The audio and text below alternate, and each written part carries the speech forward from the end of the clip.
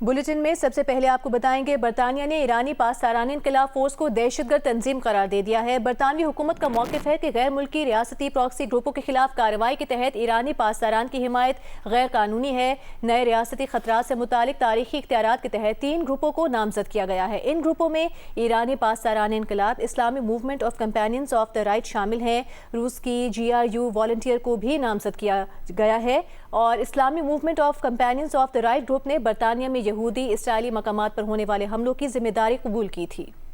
امریکی صدر ٹرمپ نے کہا ہے کہ امریکہ آبنائے حمص پر کنٹرول حاصل کر رہا ہے۔ ہمارا ایران سے معاہدہ ہوا جو انہوں نے توڑ دیا۔ ہم آبنائے حمص کے سرپرست بنیں گے۔ امریکی میڈیا سے گفتگو کرتے ہوئے صدر ٹرمپ کا کہنا تھا کہ ہمیں آبنائے حمص کی نگرانی کے عوض معاوضہ ملے گا۔ ہم آبنائے حمص کو اپنے پاس رکھیں گے اور شاید اسے ہم ہی چلائیں۔ ایرانی رہنماؤں پر تنقید کرتے ہوئے صدر ٹرمپ نے کہا کہ وہ برے لوگوں کا ایک گروپ ہے۔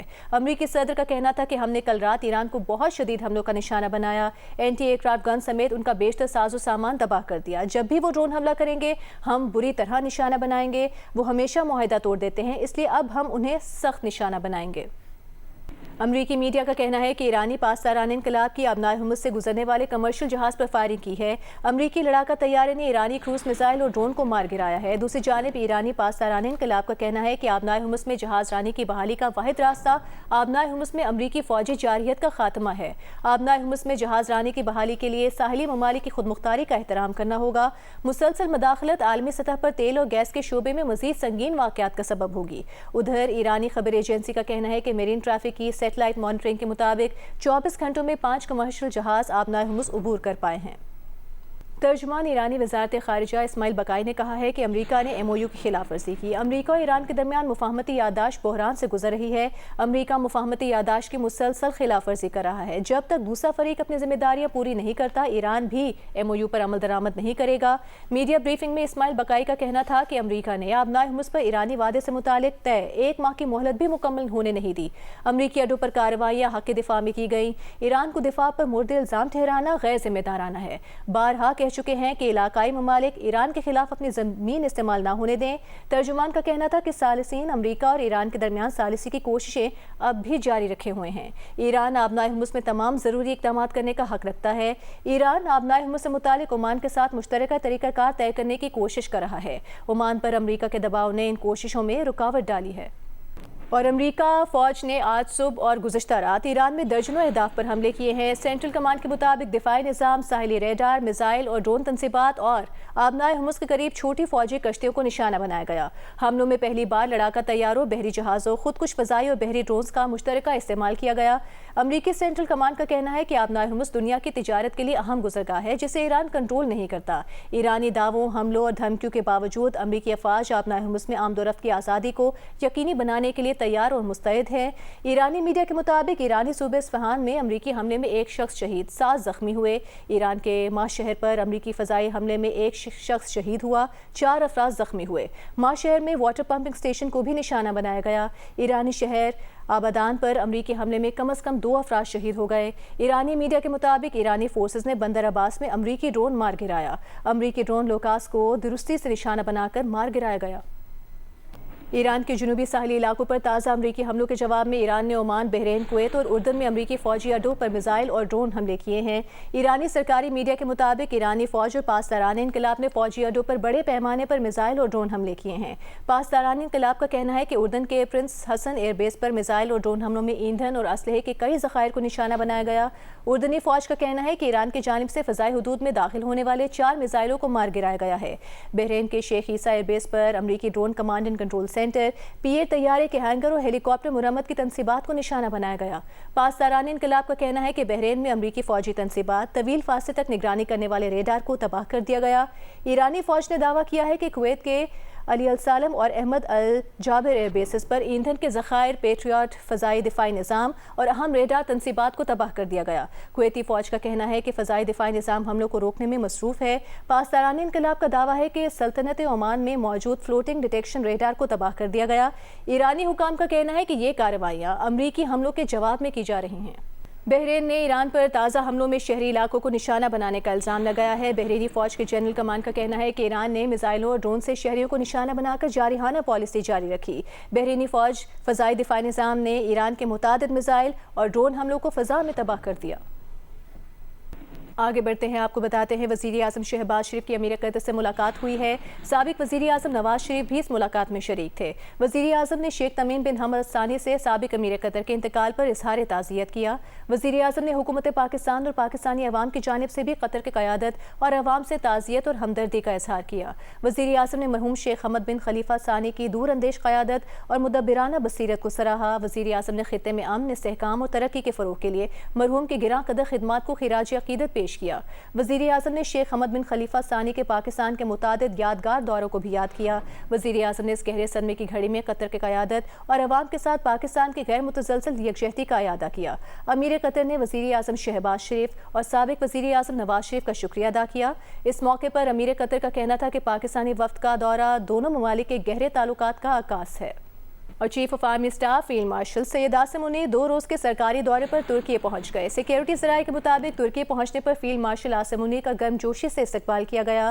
فیلڈ مارشل عاصم منیر ترکی کی عسکری اور سیاسی قیادت سے ملاقاتیں کریں گے۔ Chief of army staff field martial Asim Munir 2 روزہ سرکاری دورے پر ترکی پہنچ گئے ہیں۔ بریک کے بعد آپ کو بتائیں گے پائیدار ترقی اہداف پروگرام میں 75 ارب روپے کا حساب غائب۔ کابینہ ڈویژن آڈٹ حکام کو حساب نہ دے سکا۔ آڈٹ رپورٹ کے مطابق 2024-25 میں وفاقی وزارتوں، ڈویژنز اور صوبائی حکومتوں کو 75 ارب روپے جاری کیے گئے۔ رقم اراکین پارلیمنٹ کو بھی جاری کی گئی، لیکن کابینہ ڈویژن آڈٹ حکام کو اربوں روپے کے اخراجات کی دستاویزی شہادت پیش نہ کر سکا۔ بات کریں گے اس بارے میں نمائندہ جیو نیوز وقار ستی سے۔ وقار، کیا موقف ہے کابینہ ڈویژن کا اس معاملے پر؟ دیکھیے 2024 اور یہ 25 کا یہ آڈٹ ہے اور اس میں کابینہ ڈویژن نے وفاق کے مختلف جو ڈویژنز ہیں، ان کے جو محکمے ہیں، مختلف صوبے ہیں، ان کو اور اراکین پارلیمنٹ کو جو ترقیاتی منصوبے اور جو ان کی اسکیمیں تھی اس کے لیے 75 ارب روپے دیے ہیں۔ اور یہ آڈٹ کے دوران یہ انکشاف ہوا ہے کہ کابینہ ڈویژن آڈٹ کو اس حوالے سے کسی قسم کا بھی جو دستاویزی ثبوت ہے ان کے استعمال کے حوالے سے وہ ریکارڈ نہیں وہ فراہم کر سکا۔ اور آڈٹ رپورٹ میں یہ وہ کہا گیا ہے کہ اس کی جو وہ کابینہ ڈویژن ہے وہ شفافیت بھی وہ ثابت نہیں کر سکا ہے، اور نہ ہی اس کے جو اس کی وہ ماہانہ پیش رفت ہے اور جو تکمیل کے سرٹیفکیٹس ہیں وہ بھی نہیں آ سکے، اور آیا یہ بھی معلوم نہیں ہو سکا ہے کیا یہ وہ پیسہ کسی ترقیاتی اسکیم میں لگا ہے، کس منصوبے میں لگا ہے اور ان کی ابھی کیا پوزیشن ہے۔ آڈٹ نے اس حوالے سے بڑے وہ سوالات اٹھا دیے ہیں اور اپنی وہ سفارش کی یہ وہ دی ہے کہ اس طریقے کے جو منصوبے ہیں، جو ایسا ہے اس کی مضبوط نگرانی کی جائے اور جو شفافیت ہے اس کو یقینی وہ بنایا جائے۔ آڈٹ نے یہ بھی کہا ہے کہ جب بہت سارے سوال پوچھے گئے کابینہ وہ ڈویژن سے تو اس حوالے سے کابینہ ڈویژن نے کسی قسم کے وہ جواب کا اظہار نہیں کیا اور کسی قسم کا جواب نہیں دیا ان سوالوں کے اوپر۔ کوئی جواب نہیں دیا گیا کابینہ ڈویژن کی جانب سے۔ بہت شکریہ آپ کا وقار اس تفصیل کے لیے۔ اقوام متحدہ کے خصوصی نمائندوں نے بھارتی حکومت کے نام خط لکھا ہے۔ اقوام متحدہ کے 3 خصوصی نمائندوں نے بھارت کو انتخابی فہرستوں سے ووٹرز کے نام خارج کیے جانے پر خط بھیجا ہے۔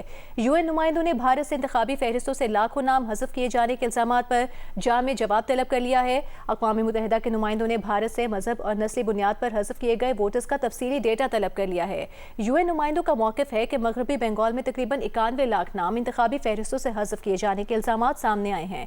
12 ریاستوں میں تقریباً 5 کروڑ 20 لاکھ نام حذف کیے جانے کے الزامات سامنے آئے ہیں۔ ووٹر فہرستوں سے ناموں کو بڑے پیمانے پر حذف کرنے سے اقلیتیں خصوصاً مسلمان متاثر ہوئے ہیں۔ یو این نمائندوں نے مسلمانوں کے خلاف نسل پرستانہ رویے پر اظہار تشویش کیا ہے کہ انتخابی عمل میں امتیازی سلوک نہ ہونے کی تفصیلات فراہم کی جائیں۔ اقوام متحدہ کے نمائندوں نے بھارت سے انتخابی فہرستوں کی نظرثانی کے عمل میں شفافیت اور غیر جانبداری یقینی بنانے کا مطالبہ کیا ہے۔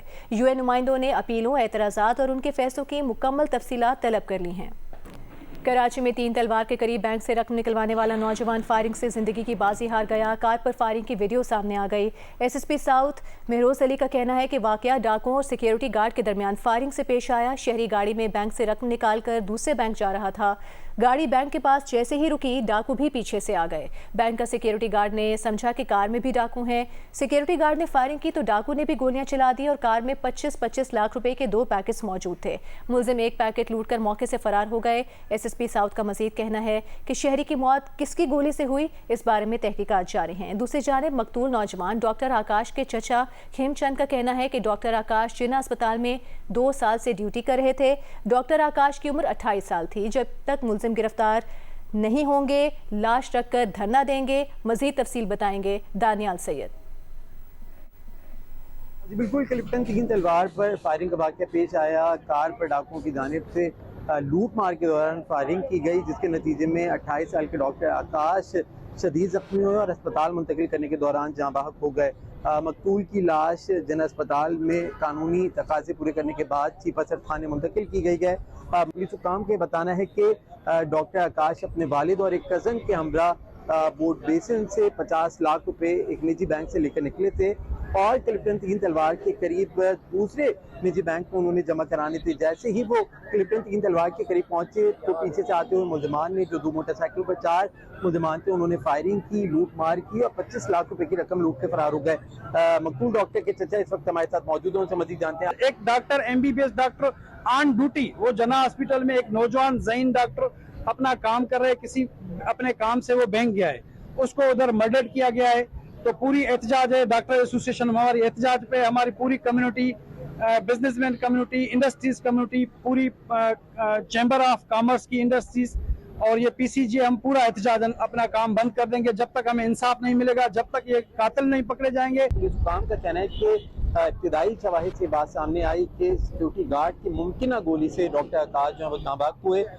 سیکیورٹی گارڈ ایاز جو ہے نجی بینک کا، اس کو حراست میں لیا ہے. پولیس حکام کا بتانا ہے کہ میڈیکل رپورٹ سے مزید واضح ہو سکے گا پوسٹ مارٹم سے کہ مقتول ڈاکٹر سیکیورٹی گارڈ کی گولی سے جاں بحق ہوئی ہے، ڈاکوؤں کی گولی سے جاں بحق ہوئی. تمام CCTV فوٹیجز بھی حاصل کی جا رہی ہیں اور شواہد اور تحقیقات کا جو سلسلہ ہے اسے مزید وسیع کر دیا گیا ہے. جی. وزیر اعلیٰ سندھ مراد علی شاہ، وفاقی وزیر قومی ورثہ اورنگزیب خان کھچی کے درمیان ملاقات میں مزار قائد کے اطراف تجاوزات ختم کرنے اور صفائی بہتر کرنے پر اتفاق ہوا ہے. اس وقت مزار قائد کی صورتحال کیا ہے، بتا رہے ہیں نمائندہ جیو نیوز زمار جوکھیو. جی اس وقت میں موجود ہوں مزار قائد کے باہر، جہاں میرے قبل آپ دیکھ سکتے ہیں کہ یہاں پر پتھارے بھی موجود ہیں. وزیر اعلیٰ سندھ مراد علی شاہ نے وفاقی وزیر برائے قومی ورثہ و ثقافت اورنگزیب خان کھچی کے ہمراہ اجلاس کیا، جس میں کمشنر کراچی سمیت دیگر اعلیٰ حکام نے بھی شرکت کی. اور اس اجلاس میں مزار قائد اور اس کے اطراف میں جو صورتحال ہے اس پر جو ہے وہ بریفنگ بھی دی گئی. اس میں بتایا گیا کہ مزار قائد کے اطراف میں تجاوزات بھی ہیں، اس کے علاوہ کچرا بھی یہاں پر موجود رہتا ہے، اس کے علاوہ منشیات فروشوں کی بھی بڑی تعداد یہاں پر موجود رہتی ہے، جس وجہ سے سیکیورٹی صورتحال بھی خراب ہوتی ہوئی جو ہے وہ نظر آتی ہے. اس وقت ہم دیکھ سکتے ہیں کہ یہاں پر تجاوزات جو ہے وہ قائم ہے، لوگوں کی بڑی تعداد یہاں پر موجود ہے، پتھارے بھی لگے ہوئے ہیں، کہیں کہیں ہمیں کچرا بھی نظر آ رہا ہے. جو VIP گیٹ ہے وہاں پر تو عوام کی بڑے عرصے تک جو ہے وہ رسائی نہیں ہے، یہیں سے عوام جاتی ہے اور یہیں پر ہم دیکھ سکتے ہیں کہ پتھارے بھی ابھی تک جو ہے وہ موجود ہیں. جی. لاہور میں 100 گرام والی روٹی کی سرکاری قیمت 14 روپے جبکہ 125 گرام والے نان کی سرکاری قیمت 25 روپے طے کی گئی ہے، لیکن تندور مالکان نے سادہ روٹی کی قیمت بڑھا کر 25 روپے اور نان کی قیمت 35 روپے کرنے کا فیصلہ کیا ہے. جواد ملک تفصیل بتائیں گے. جواد بتائیے گا. جی بالکل، ہم دیکھ رہے ہیں کہ اس وقت بازار میں جو آٹے اور گندم کی قیمت بڑھی ہے تو اس کے ساتھ ہی روٹی اور نان کی قیمت میں اضافے کا سلسلہ بھی جاری ہے. اس وقت جو بازار میں قیمت ہے سرکاری، وہ روٹی کی قیمت 100 گرام کی 14 روپے مقرر ہے اور جو نان 125 گرام کا وہ اس وقت 25 روپے اس کی قیمت تھی. لیکن کچھ روز پہلے گندم کی قیمت بڑھنے سے اور آٹے کی قیمت بڑھنے پر نان بھائیوں نے ضلع انتظامیہ سے مشاورت کے بغیر ہی اس کی قیمت میں اضافہ کر دیا اور جو روٹی ہے اس وقت بازار میں 17 سے لے کر 20 روپے تک بک رہی ہے. کوئی 17 بیچ رہا ہے، کوئی 20 بیچ رہا ہے. اور جو نان ہے اس وقت اور خمیری روٹی وہ اس وقت اس کی قیمت 30 روپے ہو چکی ہے. لیکن آج نان بھائی ایسوسیشن نے جو نیا اعلان کیا ہے، انہوں نے کہا کہ میدا اور فائن چونکہ 8,000 روپے سے بڑھ کر 12,000 روپے من ہو چکا ہے اور جو تھیلا تھا 1,800 روپے والا 20 کلو کا، وہ اس وقت قیمت اس کی 2,400 روپے 20 کلو کی قیمت ہے بازار میں. تو انہوں نے کہا کہ ہم اس قیمت پر اس وقت روٹی نہیں بیچ سکتے. ہمارے لیے جو قیمت ہے آٹے کی، گندم کی، اس پر جو سرکاری قیمت ہے روٹی کی، نان کی، خمیری روٹی کی، اس پر بیچنا ممکن نہیں رہا. اس کے ساتھ انہوں نے جو جواز اختیار کیا ہے کہ LPG قیمت بڑھی ہے، شاپر بیگ ہے، ملازم کا خرچہ ہوتا ہے، یہ سارے خرچے ملا کر روٹی سرکاری قیمت پر کسی قطعی طور پر نہیں بک سکتی. تو انہوں نے کہا کہ ہم 3-4 روز کا ضلع انتظامیہ کو خط لکھ کر الٹیمیٹم دے دیا ہے کہ ہمارے ساتھ بیٹھ کر مشاورت کی جائے اور جو روٹی کی قیمت ہوگی وہ اب 25 روپے ہوگی 100 گرام والی، اور جو نان اور خمیری روٹی ہوگی 125 گرام والی، اس کی قیمت نئی 35 روپے مقرر کی جائے. انہوں نے یہ واضح کر دیا ہے کہ اگر ہمیں مجبور کیا گیا یک طرفہ فیصلے پر، ایک تو ہم قیمتیں بڑھا دیں گے اور اگر ہمیں چھاپے مارے روکا گیا یا ہماری بات نہ مانی گئی تو ہم اگلے ہفتے سے یعنی جمعرات کے بعد ہم سڑکوں پر آئیں گے، تندور بند کر دیں گے پنجاب بھر کے. اس حوالے سے ضلع انتظامیہ کا मौक़िफ़ है कि ये कीमतें जो हैं ये एक मार्केट मैकेनिज़्म मुकर्रर करता है। हमारी कोशिश होगी कि इनके साथ मुशावरे के साथ जुमेरात तक कोई ऐसा फैसला कर लिया जाए, लेकिन हम ये कीमत जो है 25 रुपये और 35 रुपये हमें काबिल कबूल नहीं होगी। 1-2 रुपये का इजाफा करना है तो हम उनके साथ तैयार हैं, लेकिन इससे ज़्यादा हम कीमत नहीं बढ़ने देंगे। पाक फौज, FC बलूचिस्तान और पुलिस का मुश्तरका ऑपरेशन शाबान जारी है। सिक्योरिटी ज़राए का कहना है कि सिक्योरिटी फोर्सेस की फितनल खवारिज के खिलाफ मौसर कार्रवाइयाँ जारी हैं। खारजियों को हवाई और ज़मीनी कार्रवाइयों के जरिए निशाना बनाया जा रहा है। खारजी दहशत गर्दों की कमीनगाहों से भारी मिकदार में असलहा, गोला बारूद और दीगर सामान बरामद हुआ है। सिक्योरिटी ज़राए का मजीद कहना है कि 5 जुलाई से अब तक ऑपरेशन शाबान और दीगर ऑपरेशन में मजमूई तौर पर 117 खारजी हलाक हो चुके हैं। वफाकी वज़ीर दाखिला मोहसिन नकवी ने फितनल हिंदुस्तान के खिलाफ कामयाब ऑपरेशन पर सिक्योरिटी फोर्सेस को खिराज तहसीन पेश किया है। एक बयान में मोहसिन नकवी का कहना है कि फितनल हिंदुस्तान के दहशत गर्दों के मुकम्मल खात्मे तक जंग जारी रहेगी। बलूचिस्तान काम तबाह करने वाले इबरत का निशान बन रहे हैं। पूरी कौम सिक्योरिटी फोर्सेस के शाना बशाना खड़ी है। बलूचिस्तान की धरती पर खून बहाने वाले दरिंदे किसी रियायत के मुस्तहिक नहीं। वज़ीर आला बलूचिस्तान सरफराज बुगटी का कहना है कि दहशतगर्द जितने मर्जी हमले कर लें, पाकिस्तान का परचम नहीं छोड़ेंगे। बलूचिस्तान के लोग पाकिस्तान से मोहब्बत करते हैं। कोयटा में नवाबजादा सिराज रईसानी की बरसी की तकरीब से खिताब में कहा कि 3 रोज़ पहले पाक फौज के 11 जवान बेला में शहीद हुए। कल 5 मासूम हजामों को शहीद किया गया। क्या ये हमारी रिवायत है? क्या कोई इसकी मजम्मत कर रहा है? इसके खिलाफ धरना दे रहा है? ये वो साजिश है जिसे सब ने मिलकर नाकाम बनाना है। FC बलूचिस्तान पुलिस पाक अफवाज बेइंतहा कुर्बानियाँ दे रही हैं। वज़ीर आला बलूचिस्तान सरफराज बुगटी ने मजीद कहा कि सिराज रईसानी की शहादत बलूचिस्तान की तारीख में सुनहरे हरूफ में लिखी जाएगी।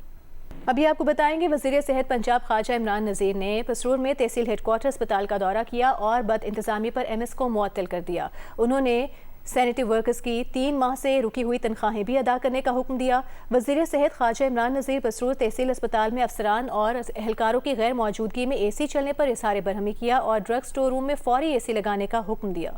पाकिस्तानी कौंसलेट के ताउन से जद्दा में मैंगो फेस्टिवल का इनेकाद किया गया। फेस्टिवल में पाकिस्तान के आमों की खुसूसी तौर पर सारिफीन के लिए उनके पेश किया गया, जहां चौंसा, सिंधरी और अनवर अटोल ने खरीदारों की खुसूसी तवज्जो हासिल की। काउंसिल जनरल मुस्तफ़ा रब्बानी ने बताया कि पाकिस्तान से माजी में सऊदी अरब को तकरीबन 3700 से 7000 टन आम बरामद होते थे। ताहम मौसमियाती तब्दीली और इलाकाई हालात की वजह से इस साल पाकिस्तान से आम की मजमूई बरामदात 7 से 8 करोड़ डॉलर तक रहने का तखमीना है। पाकिस्तानी सिफारत खाने में मिनिस्टर ऑफ ट्रेड डॉक्टर शगुफ्ता ज़ीरी का कहना है कि खुशाइन बात यह है कि पाकिस्तानी आम को सऊदी मार्केट में जगह मिल रही है। इससे मुल्क को ज़र मुबादला मिलेगा।